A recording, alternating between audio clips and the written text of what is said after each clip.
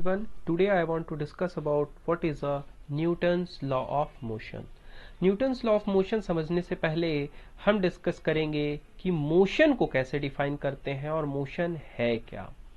तो मोशन को डिफाइन दो टाइप से किया जा सकता है, विथ रिस्पेक्ट टू टाइम, मतलब टाइम के रिस्पेक्ट में कोई भी पार्टिकल अगर अपनी पोजीशंस को चेंज करता है, तो वो बॉडी मोशन में होती है। जैसा कि एग्जांपल के लिए हम देख सकते हैं कि पॉइंट ए से कोई बॉडी मूव करके पॉइंट बी तक गई है विथ रिस्पेक्ट टू टाइम, तो उसने अपनी पोजीशंस को चेंज किया है, मीन्स हम कह सकते हैं कि ये बॉडी मोशन में है।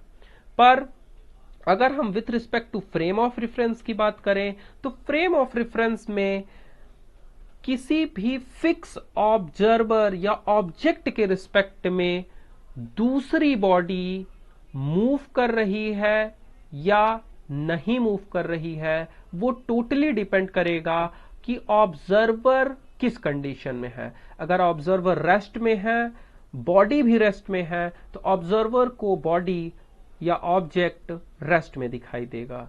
पर अगर ऑब्जर्वर खुद किसी v वेलोसिटी से मूव कर रहा है तो ऑब्जर्वर इस व्हीकल के रिस्पेक्ट में तो अपने आप को रेस्ट में मानेगा और उस कंडीशन में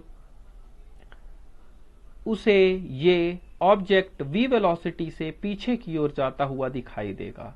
इसका सिंपल सा एग्जांपल हम ले सकते हैं अपने अर्थ के ऊपर जितने भी ऑब्जेक्ट हैं वो अर्थ के रिस्पेक्ट में रेस्ट में है, पर अगर हम किसी दूसरे प्लैनेट से देखेंगे तो अर्थ पर जो भी ऑब्जेक्ट हैं वो सब उसी स्पीड से रोटेट कर रहे होंगे, उसी स्पीड से मोशन में होंगे जिस स्पीड से अर्थ रोटेट कर रही है। अब हम बात करेंगे what is a Newton's first law of motion. पहले हम इसकी डिफिनीशन देखेंगे। Newton's first law of motion कहता है कि if a body is at rest it will remain at rest and a body with a uniform motion will remain in the uniform motion until an external unbalanced force is applied। अब यहां पे दो चीजें जाननी जरूरी है। पहला कि अनबैलेंस फोर्स क्या होते हैं। अनबैलेंस फोर्स कुछ नहीं है, वो एक अगर किसी भी बॉडी पर 40 न्यूटन्स का फोर्स लगाएं और उसके अपोजिट डायरेक्शन में 60 न्यूटन का फोर्स लगाएं तो 40-40 आपस में कैंसिल आउट हो जाएंगे, बट 20 न्यूटन का नेट फोर्स इस ब्लॉक पर लगेगा जो इसकी स्टेट को चेंज करने में हेल्प करेगा। अगर ये बॉडी मोशन में है तो इसको रेस्ट में ला सकता है, और अगर ये बॉडी रेस्ट में है तो इसको मोशन प्रोवाइड कर सकता है। वही है unbalance force. Keep always remember कि सभी force change of state provide नहीं करेंगे, केवल unbalance force he change of state को रिप्रेजेंट करेंगे। अब हम बात करेंगे इनर्शिया। इनर्शिया को एक छोटे से एग्जांपल से समझते हैं। Suppose you have a two teddy bear. एक टेडी बियर का मास कम है, हल्का है, और दूसरा टेडी बियर का मास ज्यादा है। तो इस टेडी बियर को वन प्लेस से दूसरे प्लेस तक ले जाने में ज्यादा डिफिकल्टीज नहीं होगी क्योंकि इसका इनर्शिया कम है, ये कम रेस्ट्रिक्ट करेगा अपने मोशन को। बट इस टेडी बियर का वेट मास ज्यादा है और मास ज्यादा होने की वजह से ये अपने चेंज ऑफ पोजीशन या चेंज ऑफ स्टेट का ऑलवेज अपोज करेगा। तो इनर्शिया की अगर मैं डिफिनीशंस की बात करूं तो इनर्शिया की डिफिनीशन कुछ नहीं है, वो सिर्फ इतनी है कि inertia is a property of a body to oppose the change in its state, rest और अ मोशन। जैसे कि ये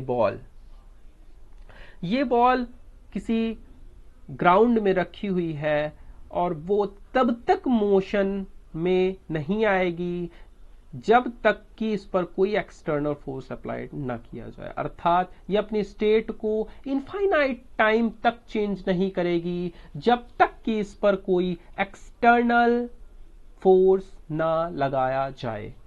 दूसरा एग्जांपल है कार का। कार में अगर फ्रिक्शन फोर्स को निग्लिजिबल कर दिया जाए तो ये कार इनफाइनाइट टाइम तक रन करती रहेगी जब तक कि इस पर कोई एक्सटर्नल फोर्स लगाया ना जाए, जैसे कि ब्रेक। तो हमने डिस्कस किया what is a inertia law and what is a Newton's first law of motion. और हम ये भी कह सकते हैं कि Newton's first law of motion is also called the inertia law. क्यों? क्योंकि इनर्शिया लॉ भी यही कहता है कि अगर कोई भी बॉडी रेस्ट में है तो वो रेस्ट में रहेगी, अगर कोई भी बॉडी मोशन में है तो वो मोशन में रहेगी, जब तक कि उस पर कोई एक्सटर्नल अनबैलेंस फोर्स अप्लाई न किया जाए। अब हम बात करेंगे what is a second Newton's law of motion.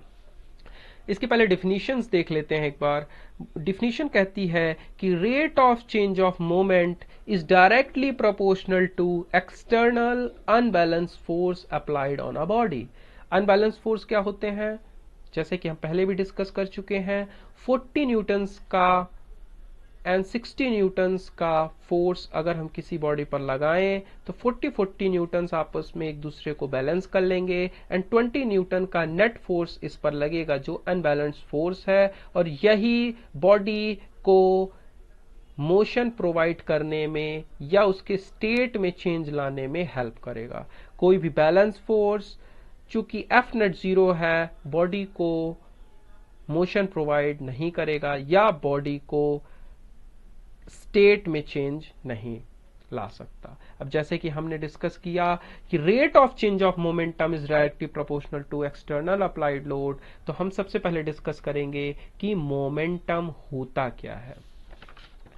तो momentum according to definition, momentum is nothing but mass into velocity. Means अगर किसी भी बॉडी का मास m है, उसकी वेलोसिटी v है, तो उसमें p is equal to m into v momentum होना चाहिए। और ये मोशन की क्वांटिटी को बताता है।